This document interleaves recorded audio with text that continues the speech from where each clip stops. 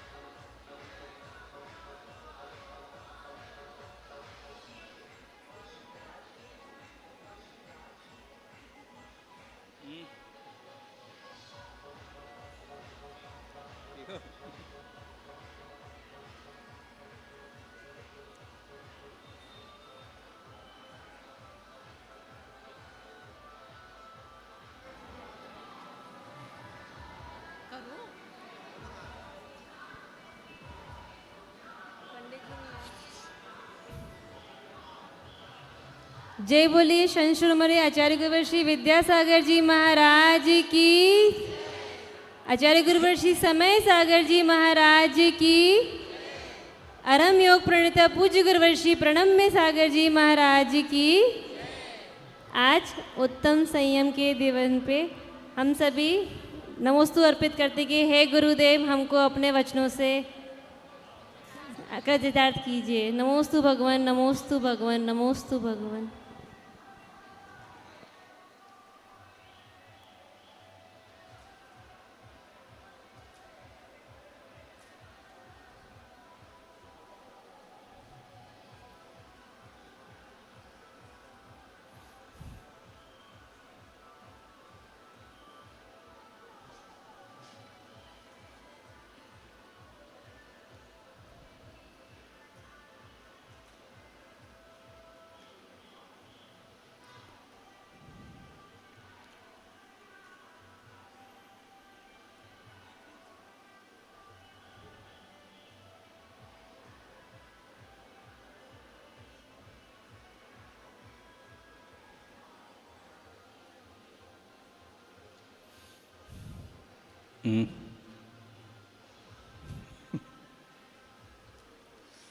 Background music चल रहा है इसलिए रोके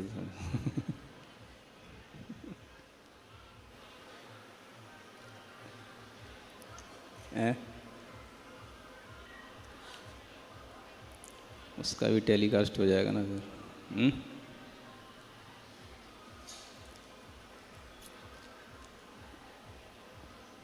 ओम अरहम नमः, ओम अरहम नमः, ओम अरहम नमः। नमो अरिहंताणं, नमो सिद्धाणं, नमो आयर्याणं, नमो वज्रायाणं, नमो लोये सवसाहुणम्।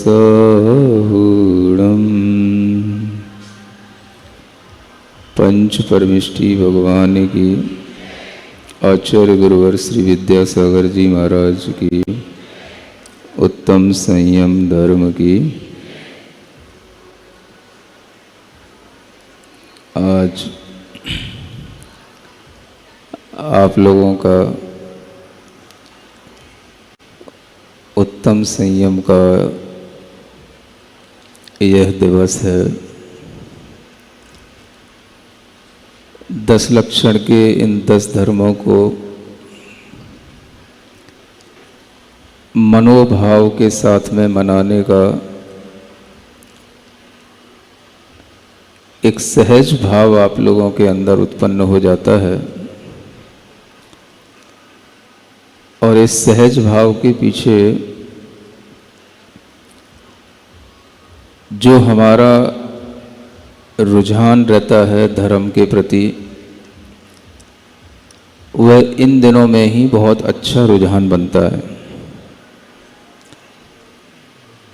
और यह सभी लोगों के अंदर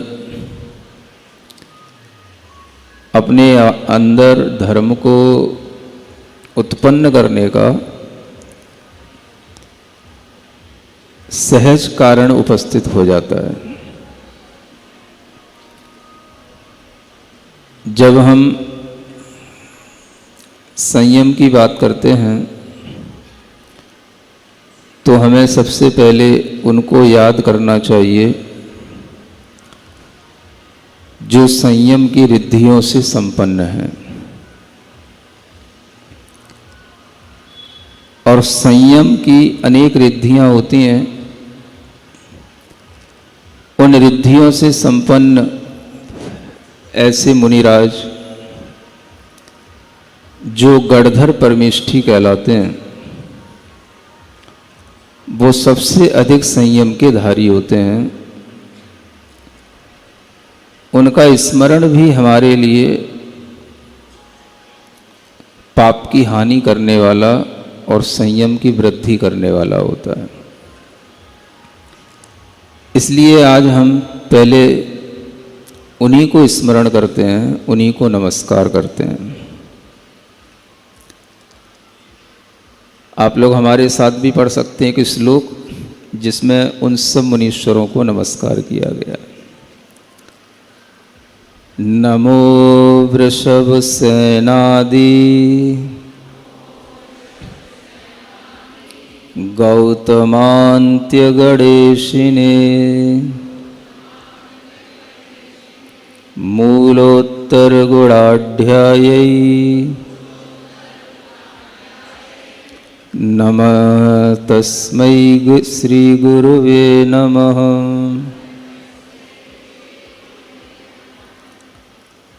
इसमें मूल और उत्तर गुणों से भरे हुए गणधर परमेष्ठी को नमस्कार किया गया। पीछे के पद में सर्वस्मयी मुनये नमः ऐसा भी आप कह सकते हैं। मूलोत्तर गुणाढ्यायै सर्वस्मयी मुनये नमः ये भी कह सकते हैं। तस्मै श्री गुरुवे नमः ऐसा भी कह सकते हैं। क्योंकि वही हमारे श्रेष्ठ गुरु हैं जिन्होंने हमें ज्ञान दिया। भगवान तीर्थंकर के बाद गणधर परमेष्ठी का अपने ऊपर बहुत बड़ा उपकार होता है और वह गणधर परमेष्ठी हर तीर्थंकर के तीर्थ में, हर तीर्थंकर के समौशरण में विद्यमान रहते हैं। भगवान ऋषभ देव के प्रथम गणधर का नाम श्री वृषभ सेन था और अंतिम तीर्थंकर महावीर भगवान के प्रथम गणधर का नाम श्री गौतम गणधर स्वामी था। तो इस श्लोक में प्रथम से लेकर अंतिम तक के उन सभी गणधर परमेष्ठियों को नमस्कार किया गया जो मूल गुणों और उत्तर गुणों से भरे हुए हैं। मूलोत्तर गुणाढ्यायै, आढ्य शब्द का प्रयोग आप लोग भी करते हैं। जब आप धन से भर जाते हैं तो कहते हैं ये बहुत धनाढ्य है, बोलते हो ना? नहीं सुना? धनाढ्य, धनाढ्य का मतलब धन से युक्त, धन से भरा हुआ। उसी तरह से जो मूल गुण होते हैं और उत्तर गुण होते हैं उनसे जो भरे हुए हैं, वही जिनका धन है, उस मय जो हैं उन सर्वस्मयी मुने नमः, उन सभी मुनि महाराज के लिए मेरा नमस्कार हो जो संयम की रिद्धियों को प्राप्त हैं। वह संयम की रिद्धियां इन्हीं मूल गुण और उत्तर गुणों के पालन से प्रकट होती हैं। और जितने भी मुनि महाराज केवल ज्ञान प्राप्त करते हैं या सिद्ध होते हैं, वह सब इन्हीं मूल गुणों का पालन करते हैं। जो मूल गुण पंचम काल में हैं, वही मूल गुण चतुर्थ काल में होते हैं। मुनि महाराज के जिन 28 मूल गुणों का वर्णन आप सुनते हैं या पढ़ते हैं, वही 28 मूल गुण सदा काल से चले आते हैं। हर तीर्थंकर के समय पर इन्हीं 28 मूल गुणों का पालन किया जाता है और स्वयं तीर्थंकर भगवान भी इन्हीं 28 मूल गुणों का पालन करते हैं। इन 28 मूल गुणों का पालन करते हुए जब रिद्धियां उत्पन्न होती हैं तो वो तप विशेष के माध्यम से होती हैं। वह संयम की एक विशेषता होती है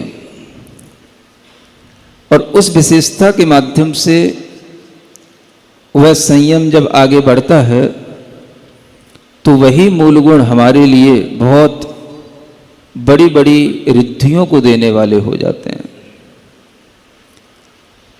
ऐसे इन मूल गुणों को हमेशा बड़े बड़े आचार्यों ने स्मरण किया है और जो संयम है वो संयम भी हमेशा हर काल में हर क्षेत्र में एक जैसा ही रहा है। चाहे भरत क्षेत्र की बात हो, चाहे ऐरावत क्षेत्र की बात हो और चाहे विदेह क्षेत्र की बात हो। आज भी अगर विदेह क्षेत्र में मुनि महाराज होते हैं, केवल ज्ञान को प्राप्त करते हैं, तो वह इसी संयम के बल पर करते हैं जिस संयम की शुरुआत 28 मूल गुणों से होती है। इसलिए मुनि महाराज की पहली पाठशाला कौन सी है? 28 मूल गुणों की। अब उस पाठशाला में पढ़ते पढ़ते, अभ्यास करते करते जब संगनन अच्छा होता है और पर संपर्क से नितांत दूर रहा जाता है, एकांत तपस्या में लीन होते हैं, तब वो संयम की रिद्धियां प्रकट होती हैं। वही संयम की रिद्धियां अनेक प्रकार के बल प्रदान करती हैं। मनोबल, वचन बल, काय बल, और ये सारी रिद्धियां गणधर परमेष्ठी को उपलब्ध होती हैं। तभी वह गणधर परमेष्ठी अपनी रिद्धि बल से भगवान तीर्थंकरों के द्वारा कही हुई वाणी को जन सामान्य तक पहुंचाते हैं। ऐसे उन गणधर परमेष्ठी को स्मरण करना आज के दिन बहुत उपयुक्त लगा कि हम संयमी तो हो सकते हैं, लेकिन संयम से उत्पन्न हुई रिद्धियां प्राप्त नहीं कर सकते। संयम की हम साधना तो कर सकते हैं, लेकिन उस साधना के फल को प्राप्त नहीं कर सकते। सुन रहे हैं ना आप लोग? साधना करना और साधना का फल प्राप्त होना, इसमें अंतर हो जाता है। साधना करने का मतलब ऐसा समझना कि जैसे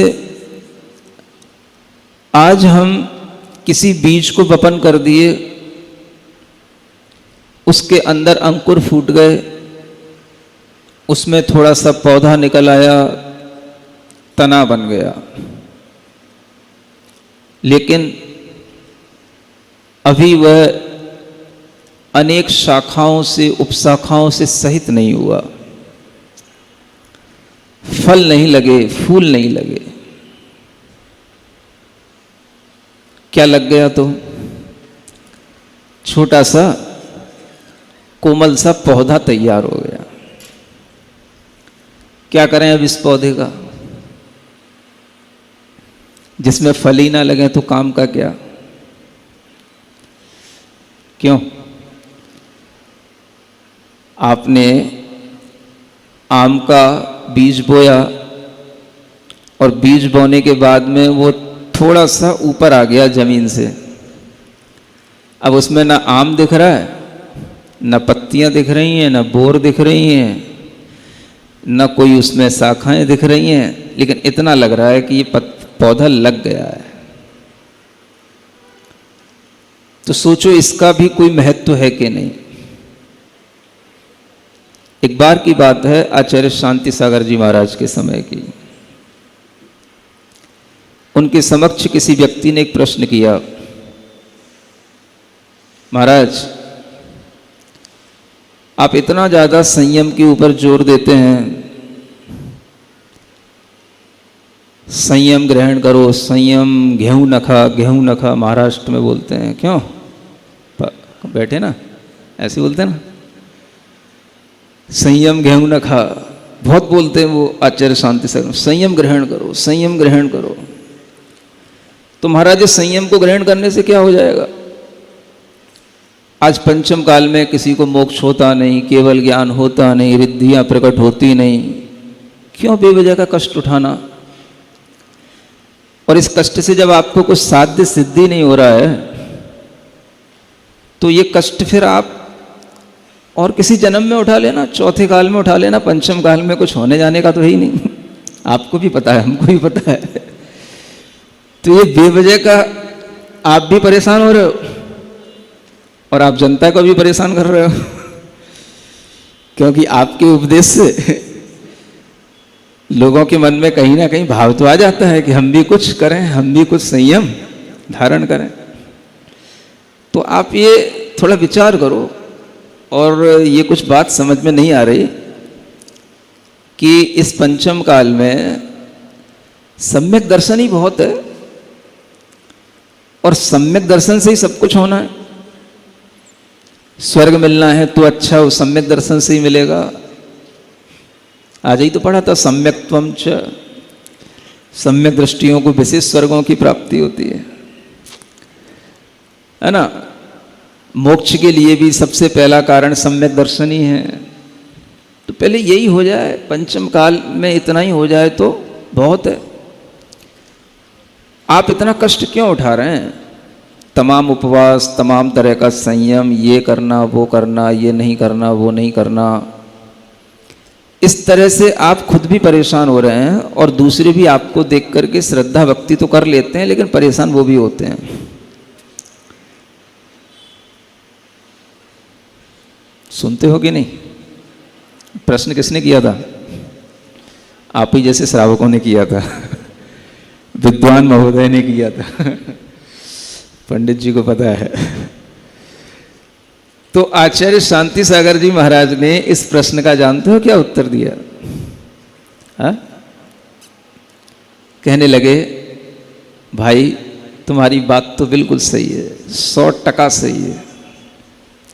क्या बोलते हैं मराठी में? हाँ, 100% सही है। और आपकी बात को हम मानते हैं, लेकिन थोड़ा हमारी बात भी अगर सुनो तो हम कुछ बोलें।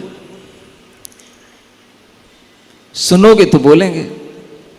बताओ, सुन रहे हो? हाँ, तो पूछ लेते हैं, इसीलिए पहले आचार्य भी, गुरु भी, हम भी पूछते रहते हैं। तो वो आचार्य महाराज कहते हैं, देखो भाई,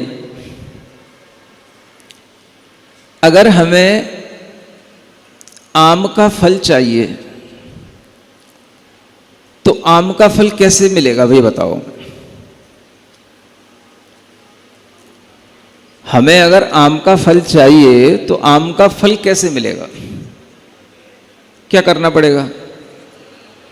महाराज सिंपल सी बात है, बीज वपन करना पड़ेगा, आम की गुठली डालनी पड़ेगी, मिट्टी में रखनी पड़ेगी। तो फिर कब मिलेगा उसका फल बताना? महाराज 2-3 साल तो कम से कम लग ही जाएंगे, कभी कभी 5 साल भी लग जाते हैं। 5 साल बाद फल मिलेगा। और आज हम उसको वपन करें, बीज को आज हम डालें, और 5 साल बाद उसमें फल लगेंगे। किसने देखे भाई 5 साल में हम मिट गए तो, मर गए तो? अब महाराज अगर फल खाने हैं तो वृक्ष तो तैयार करना ही पड़ेगा, और वृक्ष के लिए बीज तो डालना ही पड़ेगा। तो बीज किसका डालना है? आम की जगह किसी और दूसरे का डाल दें तो? बबूल का डाल दें तो? नहीं महाराज, फिर तो बबूल ही उगेगा। और कुछ ना डालें तो फिर क्या है? कुछ नहीं उगेगा महाराज। तो वही तो हम आपसे कह रहे भैया,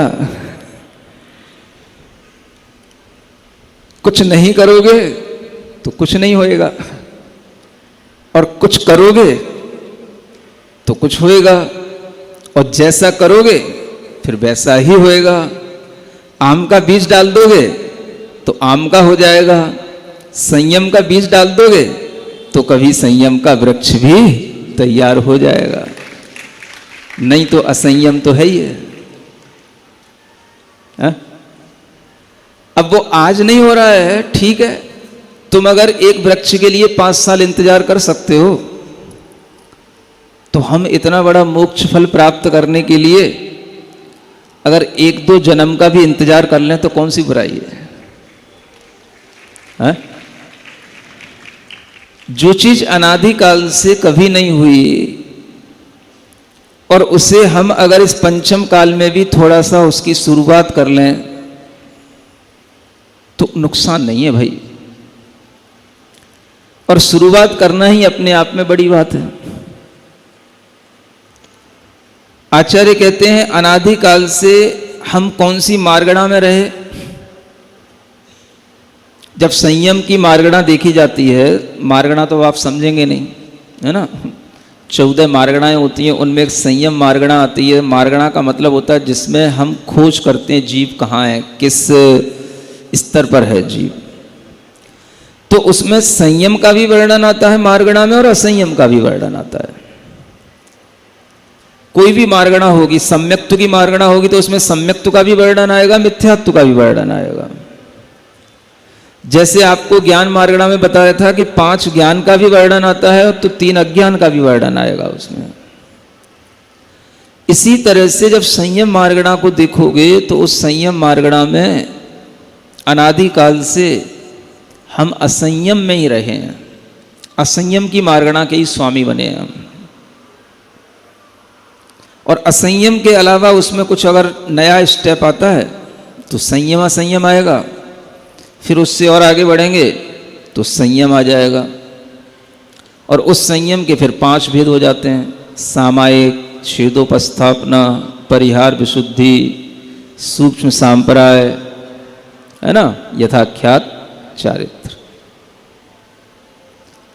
अब हमने अनादिकाल से ऐसा ही किया कि शायद कोई बीज नहीं बोया, यही सोचते रहे, इस काल में ये नहीं होगा, इस काल में ये नहीं होगा, और जब इस काल में कुछ हो ही नहीं रहा है तो करने का कोई मतलब ही नहीं है। इसलिए हमने कभी जब कुछ बोया ही नहीं तो फल की इच्छा कैसे करोगे? अपने आप तो आम निकल नहीं आएंगे, तो आपको बीज बोना पड़ेगा। बीज बोना अपने आप में बड़ी बात है। पंचम काल में मोक्ष फल नहीं है। क्या नहीं है? मोक्ष का फल। फल कौन सा होता है?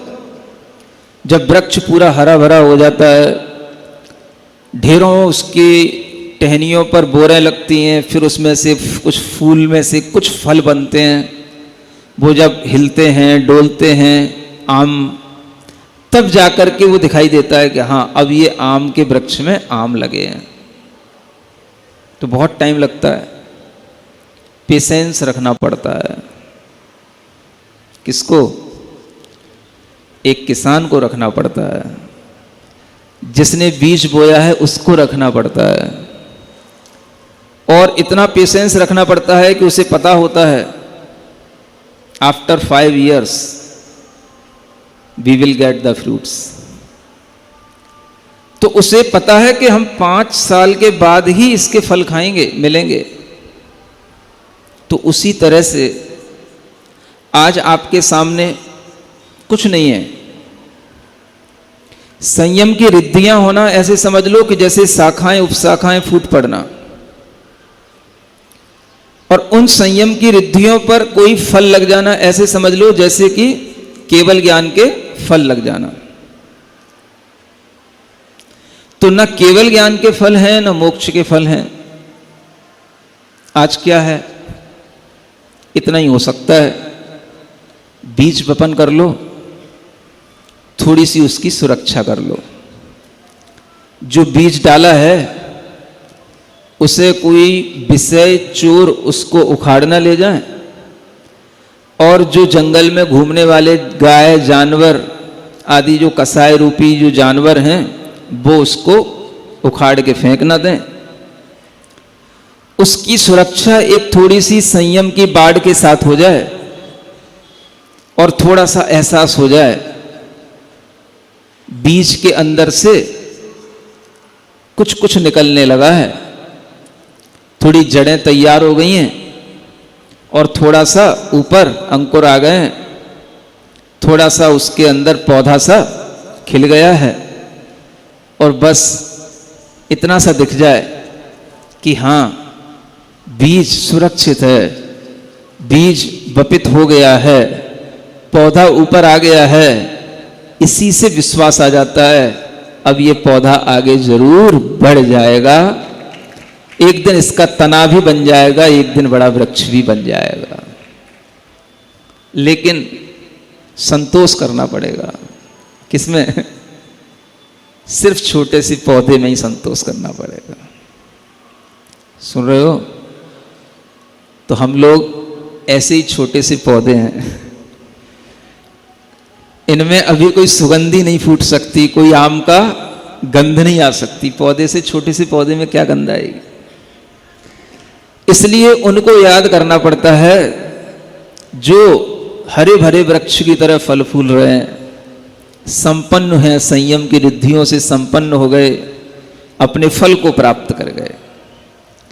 इसलिए मुझे याद आया कि आज के दिन आपको ये सुनाया जाए श्लोक, नमो वृषभ सेनादि गौतमांत गणेशने मूलोत्तर गुणाढ्यायी तस्मै श्री गुरुवे नमः या सर्वस्मयी मुनये नमः। है ना? अब मुझे वही याद आ रहा है, तस्मै श्री गुरुवे नमः। कोई फर्क नहीं पड़ता, लिखा कुछ भी रहे, भाव तो अपना यही है, वही मेरे गुरु हैं, इन्हीं को नमस्कार करो बस। पंचम काल में होने वाले अनेक आचार्यों ने कहा कि ऐसे रिद्धि संपन्न मुनियों के चरणों में अपने माथे को घिसो। आचार्य वीरसेन जैसे महाराज धवला में लिखते हैं, माथा घिसते रहो इनके चरणों में, और कुछ नहीं है इस पंचम काल में करने को, बस नमः नमः नमस्कार करते रहो बस। समझ आ रहा है? हाँ, जितना तुम नमन करोगे, जितना उनको अपने भावों से स्मरण करके उनके चरणों में प्रणाम करोगे बार बार, उतना ही कुछ भीतर से ताकत आएगी, बीज बना रहेगा, सुरक्षित रहेगा, आगे बढ़ेगा। बस इतना ही कर पाओगे, और ज़्यादा कुछ होने जाने का नहीं इस पंचम काल में। तो ये तो अपने को पता है। इसलिए इस पंचम काल में जब संयम की बात आती है तो हमें अपने से बड़े संयमी जब दिखाई देते हैं तो उनके चरणों में नतमस्तक अपने आप हो ही जाते हैं, करना नहीं पड़ता, नत ही रहते हैं। उनका नाम लेते ही पसीना आ जाता है। वो बड़े वृक्ष की तरह हैं, और अपना तो अभी पौधे का भी कुछ ठिकाना है कि नहीं, कैसे पता है? अपने मुंह से कैसे कहते हैं? है? कोई पौधा भी निकल आया कि नहीं, कि कोई जड़ बन गई कि नहीं, भगवान जाने। बस विश्वास इतना ही है कि हाँ होगा तो इतना ही हो सकता है, और अगर वह इतना सा हो जाता है तो उसी बस पर, उसी के बल पर आगे की एक इच्छा की जाती है कि हाँ यही वृक्ष पौधा बढ़ते बढ़ते आगे वृक्ष बनेगा, क्योंकि कारण से ही कार्य होता है, बिना कारण के कोई कार्य नहीं होता है। तो हम कारण की तैयारी करें। पंचम काल में कुछ नहीं होता ये बात ठीक है, लेकिन कुछ भी नहीं होता ऐसा नहीं है। सुन रहे हो? अनेकांत इसमें भी लगाना। पंचम काल में कुछ नहीं होता कि कुछ भी नहीं होता। तो अनेकांत कब हम लगा सकते हैं? जब हम अनेकांत में अनेकांतिक विचारधारा से चलेंगे तो हमें ही से बात नहीं करना, भी से बात करना है। क्या सुना? ही से भी की ओर चलो, है ना। ही से अगर हम बात करेंगे तो घमंड आता है, एकांत धारणा बनती है, और जब हम भी पर आ जाते हैं तो उसमें नम्रता आ जाती है।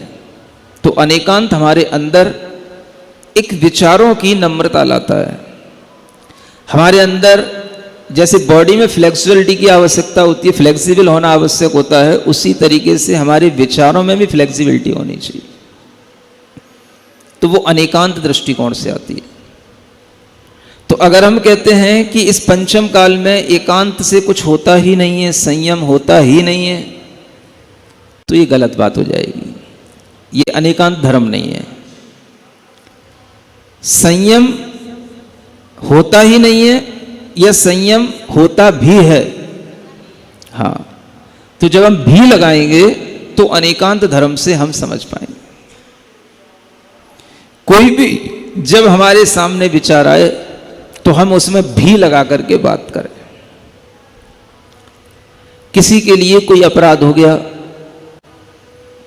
अब उस अपराध के लिए सजा उसको मिलनी चाहिए, मिलनी ही चाहिए कि मिलनी भी चाहिए?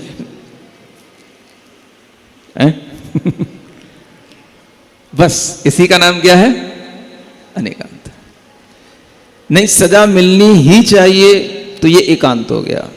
नहीं, उसको सजा भी मिलनी चाहिए, तो सजा देने की मनाही नहीं है, सजा भी मिलनी चाहिए। तो सजा भी मिल रही है, लेकिन उसमें भी लगा होने से क्या है? हाँ, इतना एकांत नहीं है कि उसकी सजा इस तरह से मिले कि उसका जीवन ही मरण में बदल जाए, ऐसा नहीं। सजा भी मिले और वो थोड़ा सा सज भी जाए। क्या कहा? सजा भी मिले और सज भी जाए। किससे सज जाए? तो थोड़ा सा उसके अंदर अनुशासन आ जाए, पाप से बच जाए, धर्म से थोड़ा सज भी जाए और सजा भी मिल जाए। ऐसा कुछ प्रावधान हो तो बहुत अच्छा है। नहीं समझे? दोनों काम नहीं हो सकते हैं। तो लोग जब अनेकांत धर्म को जानेंगे तो दोनों चीजें करनी पड़ती हैं। किसी की जिंदगी अगर किसी ने ले ली, किसी के कारण से किसी की मृत्यु हो गई, तो उसका बदला इतना ही नहीं होता कि हम उसकी भी मृत्यु कर दें। उसका सबसे अच्छा बदला होता हम उसके लिए सजा भी दें और उसके जीवन को धर्म से सजा भी दें, और ऐसा सजा दें कि बदले की भावना न रहे और उसका जीवन बदल जाए। क्या सुना? ऐसा बदला लें कि सामने वाले का जीवन ही बदल जाए, तो कुछ बात बने। उसका नाम है अनेकांत धर्म। सुन रहे हो? कल की कुछ बात अधूरी रह गई थी, और बात तो कभी पूरी हो ही नहीं सकती। जब जब बात होगी तो बात आगे बढ़ती ही जाती है।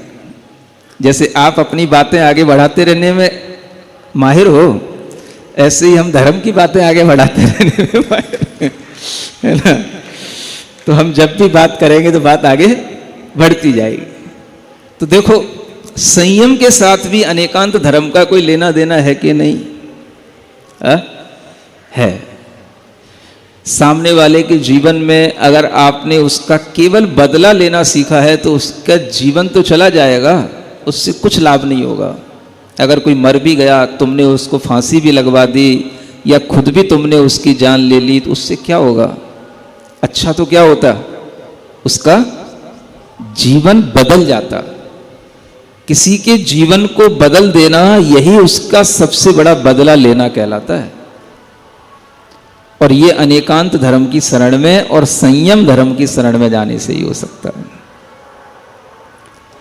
ये विचार कैसे आएगा अगर हम अनेकांत को नहीं जानेंगे? तो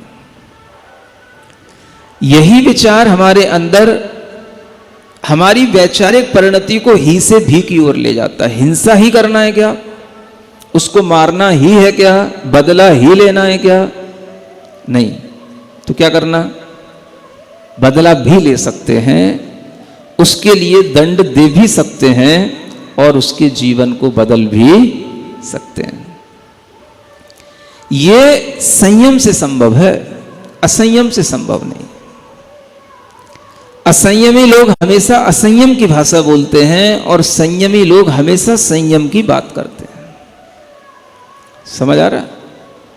कोई अगर अपने ऊपर किसी भी तरह का उपद्रव कर भी देता है तो भी ऐसा भाव नहीं आता कि अब इसके लिए हम भी इसी तरह का उपद्रव करके इसको दुख दें। क्या सुना है ना? एक बार मैं कुंडग्राम की तरफ गया था। कुंडग्राम पता है? पटना से आगे जाते हैं और फिर उसके बाद 7 किलोमीटर का एक पुल क्रॉस करके तब एक कुंडग्राम आता है जहाँ भगवान महावीर स्वामी का जन्म हुआ। और वहाँ से लौट रहा था, है ना? मुनि अवस्था की बात बता रहा हूँ आपको। और वहाँ से लौट रहा था, उस समय 2-3 महाराज और भी साथ में थे। वो 3 महाराज जो साथ में थे वो थोड़ा आगे चल रहे थे, अपन थोड़ा सा पीछे थे। उस समय ज़्यादा लोग साथ में नहीं थे, अकेला रास्ता था। तो एक उपद्रवी तत्व ने वहाँ पर कुछ ऐसा उपद्रव करना शुरू कर दिया कि वह चाकू लेकर के, मतलब जो उसका ये जो जानवरों को काटने का औजार होता है ना, वो लेकर के वो खड़ा हो गया रास्ते में। और नग्न मुनि महाराज को देख करके बस वो तो शुरू हो गया कि मैं मार दूंगा, काट दूंगा, इस तरह से जो है वो सामने तांडव नृत्य करने लग गया।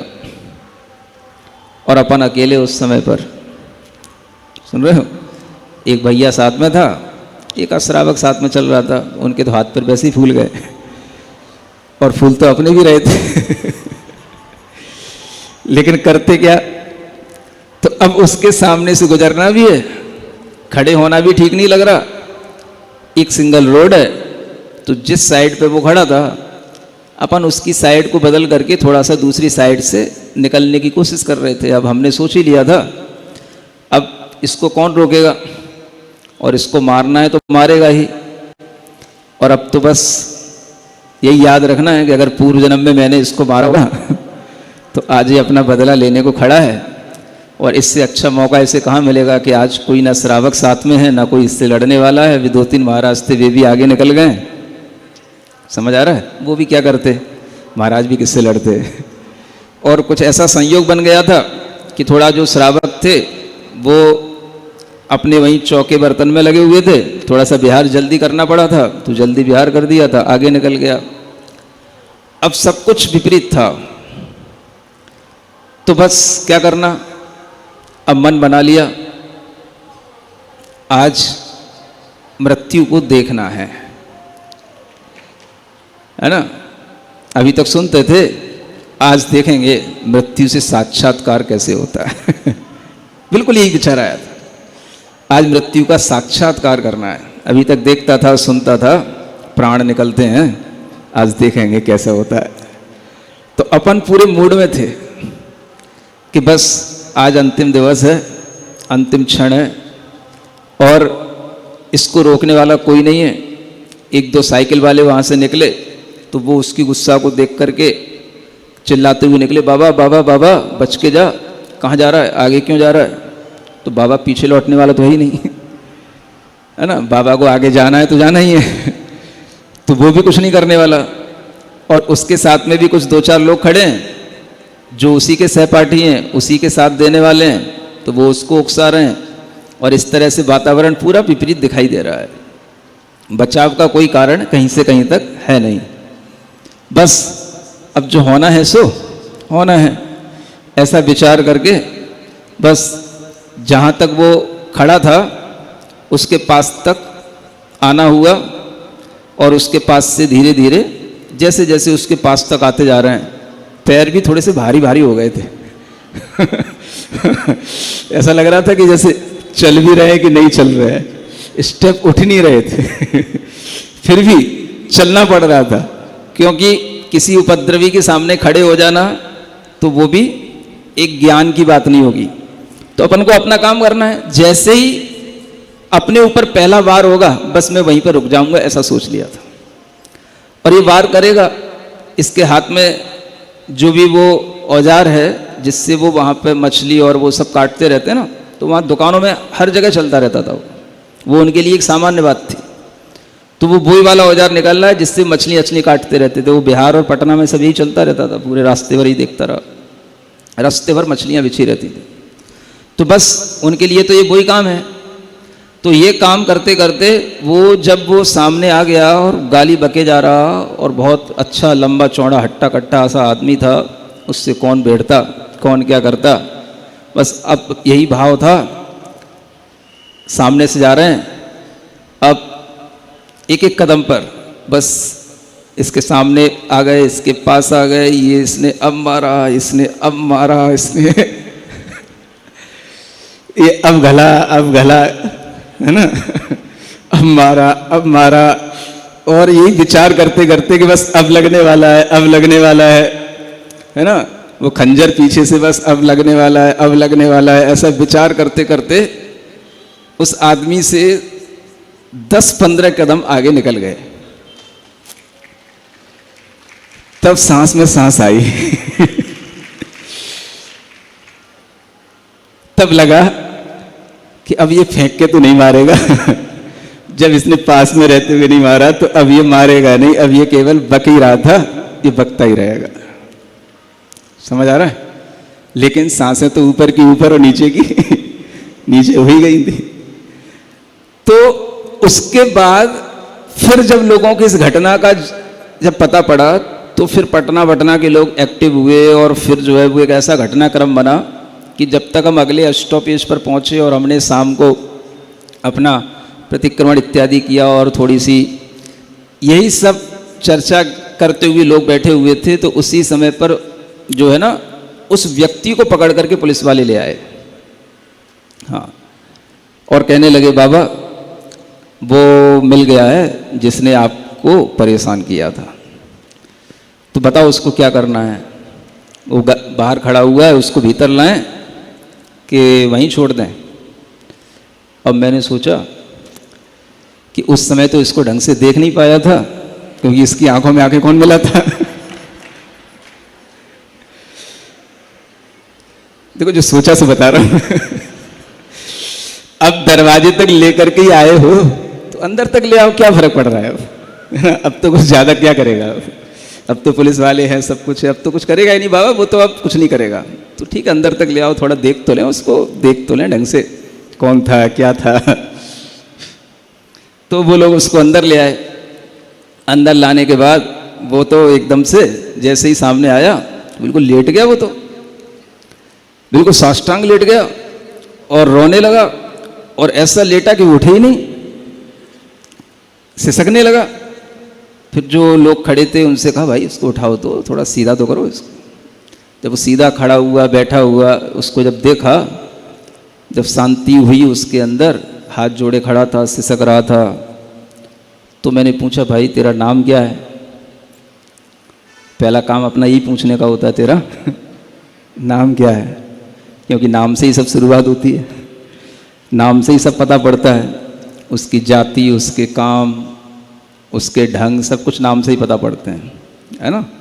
तो अपने पास ज्ञान की यही 1-2 बातें होती हैं, या तो आदमी का नाम पूछ के मैं आदमी को समझ लेता हूँ, और कुछ ज़्यादा जानना चाहता हूँ तो थोड़ा सा उसकी डेट ऑफ बर्थ पूछ के समझ लेता हूँ कि ये किस तरह का आदमी है।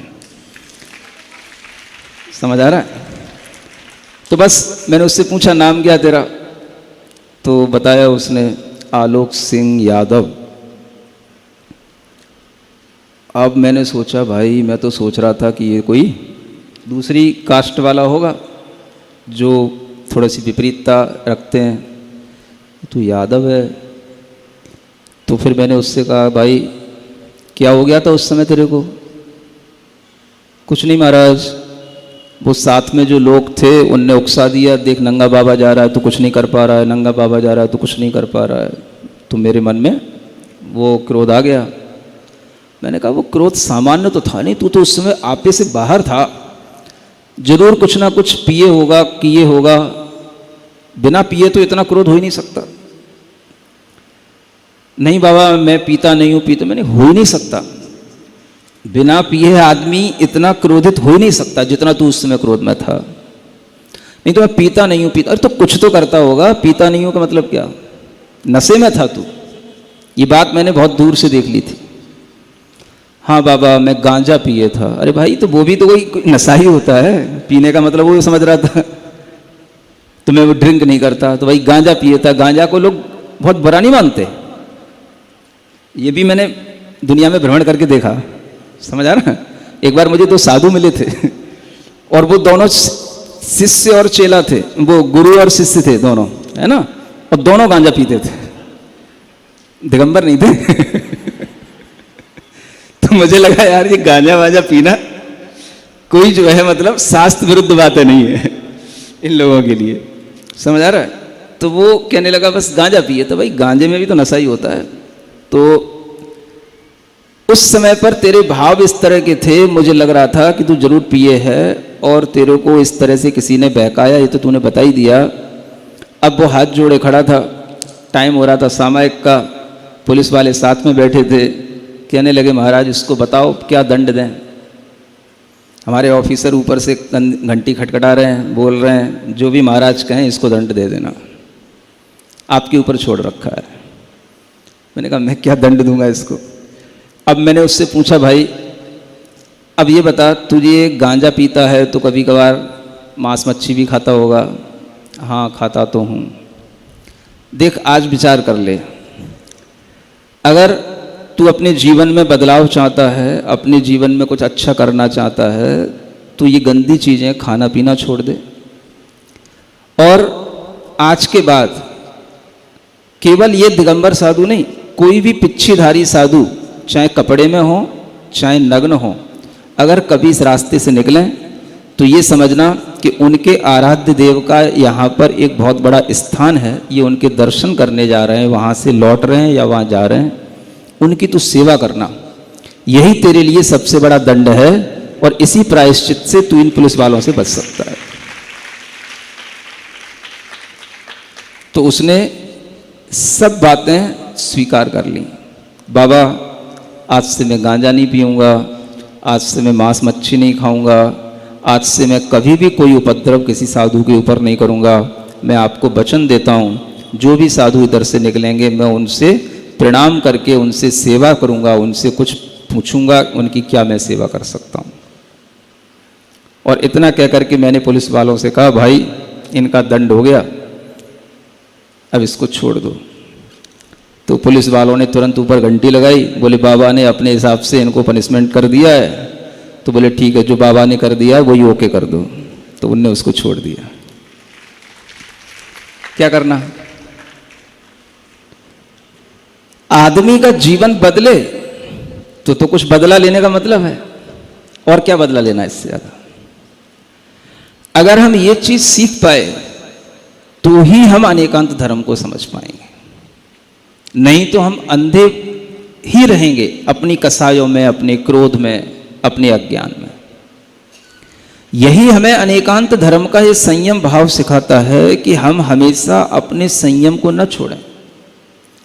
असंयमी लोग भी अगर हमारे सामने होते हैं, वो कितना ही असंयम की पराकाष्ठा पर पहुंचे, लेकिन आप अपना संयम नहीं छोड़ें। समझ आता है? ये संयम भाव, संयम मन की डोर है। मन को अगर हमें संभालना है तो मन को संभालने के लिए क्या चाहिए? संयम चाहिए। मन किस आधार पर संभलेगा? संयम के आधार से ही मन को संभाला जा सकता है। अगर संयम नहीं है तो आप अपने मन को कभी कंट्रोल नहीं कर सकते। संयम का मतलब ही है सेल्फ कंट्रोल, और जहां सेल्फ कंट्रोल होता है तो वहां पर कंट्रोल ऑफ माइंड अपने आप हो जाता है, और जब कंट्रोल ऑफ माइंड होता है तभी कंट्रोल ऑफ सेंसेस होता है। उसी से हमारी पांचों इंद्रियां नियंत्रित होती हैं और वह संयम के भाव के आधार से ही होती हैं। अगर संयम नहीं है तो आपकी इंद्रियां कभी आपके नियंत्रण में नहीं रह सकती। तो संयम मन की डोर है।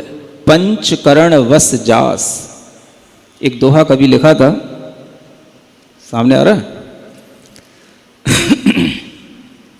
जिससे ही पंचकरण वश होते हैं। करण माने होता है इंद्रियां, पांचों इंद्रियां उसी से वशीभूत होती है ना। और बिन संयम तप यश मिटे,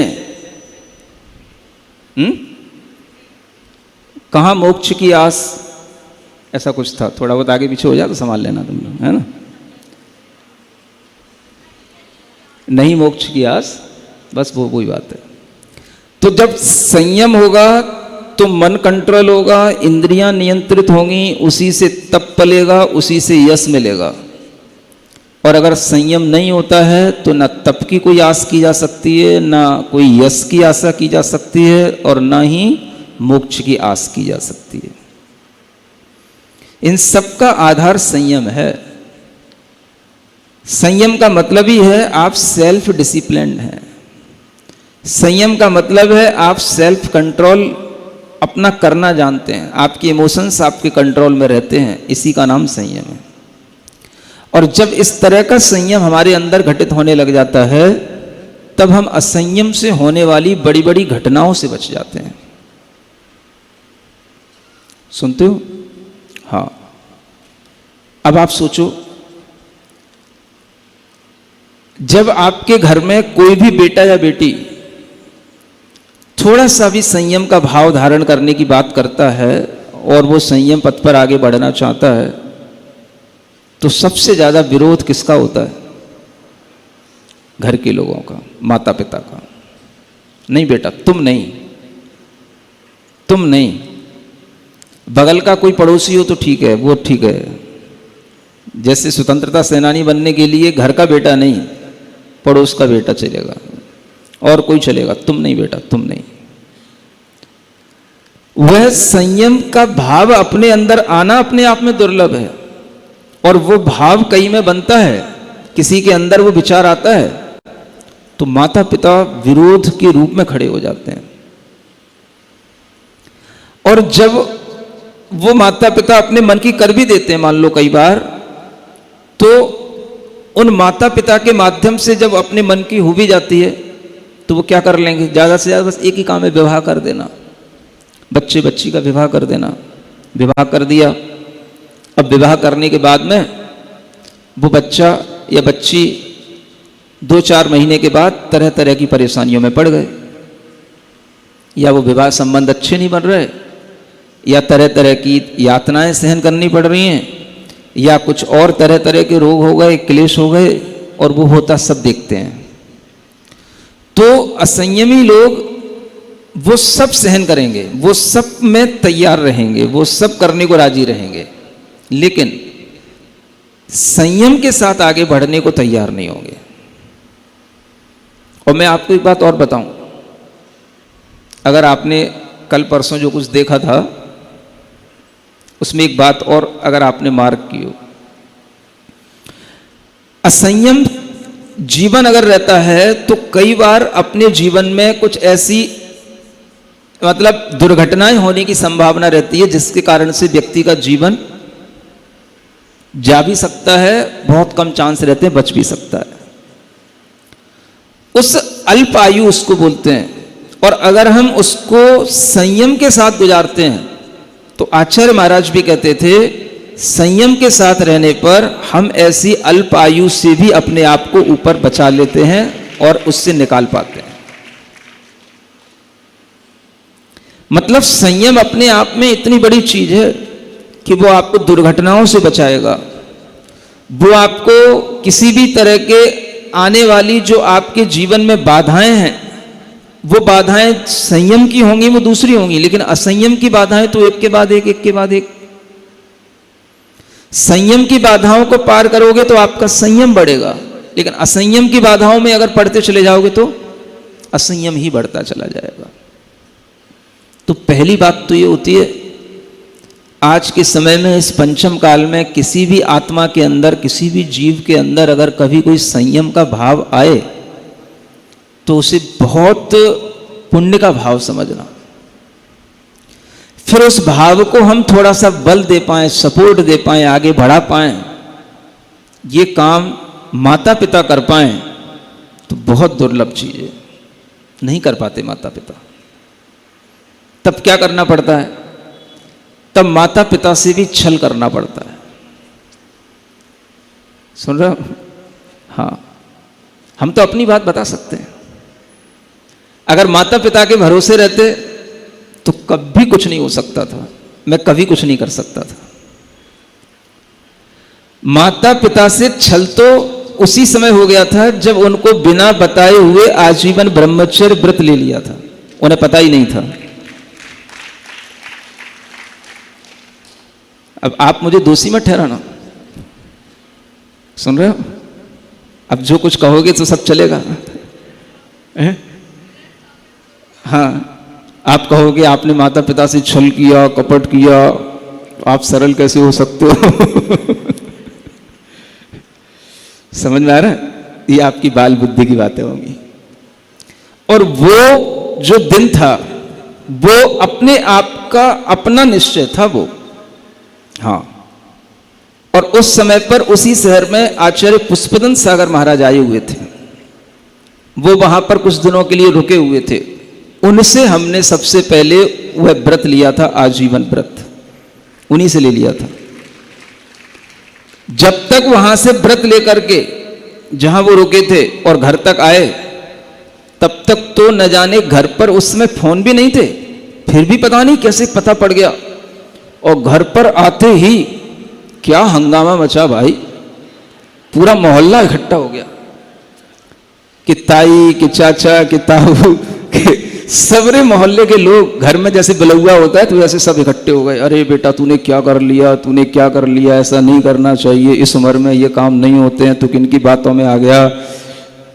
न जाने कितनी बात है। और किसी ने तो सलाह भी दी, इसको बंद कर दो कमरे के अंदर, वहां जाने मत दिया करो। सब हो गया, समझ आ रहा है? अब जिस आत्मा ने ना तुमसे कभी कभी पूछा, ना तुमसे सलाह ली, तो अब वो तुम्हारी क्या सलाह मानेगा? समझ आ रहा है? तो कभी कभी अगर इतना बल होता है भीतर, मैं समझता हूं तभी कुछ संयम की बात आगे बढ़ पाती है, अन्यथा ये असंयमी लोग कभी राजी नहीं होते हैं। कितने ही पढ़े लिखे माता पिता क्यों ना हो, पढ़ा लिखा होना अलग बात है और राग मोह पुत्र के प्रति होना अलग बात है। हम कितनी भी अच्छी बातें करेंगे, धर्म की चर्चा करेंगे, धर्म को अच्छा कहेंगे, लेकिन जैसे ही बेटे के अंदर हम धर्म की मार्ग पर आता हुआ देखेंगे तो हम उसके दुश्मन बन के खड़े हो जाते हैं। ये हर माता पिता का काम है। अब आज के समय में बताओ, आप अपने बच्चों को शहीद नहीं बनाना चाहते हो तो देश की रक्षा करने के लिए शहीद कहां से निकलेंगे? हाँ? पड़ोसी का इंतजार करना है। ऐसे ही आपको अगर धर्म की रक्षा करने के लिए समाज में अगर मुनि और आर्यिकाएं नहीं होंगी तो धर्म की रक्षा करने वाले साधु साध्वियां कहां से पैदा होंगे? पाकिस्तान से लाएंगे क्या? कहां से लाएंगे? हाँ? दर्शकों, अभी विशेष प्रसारण के माध्यम से आप देख रहे थे दशरक्षण महापर्व के सुअवसर पर राजस्थान के जयपुर में विराजमान मुनिश्री द्वारा श्रावकों को दिए गए मंगल प्रवचन, जहां श्रावक श्राविकाओं ने पूज्य मुनिश्री प्रणम्य सागर जी महाराज से उत्तम संयम धर्म के महत्व के विषय में जाना। अब समय है आपसे विदा लेने का। कल पुनः भेंट होगी आपसे इस कार्यक्रम की अगली कड़ी के साथ। तब तक के लिए दीजिए मुझे आज्ञा और आप देखते रहिए जिनवाणी चैनल। जय जिनेंद्र। इस कार्यक्रम के पुण्यार्जक थे आदिनाथ दिगंबर जैन मंदिर, मीरा मार्ग, जयपुर।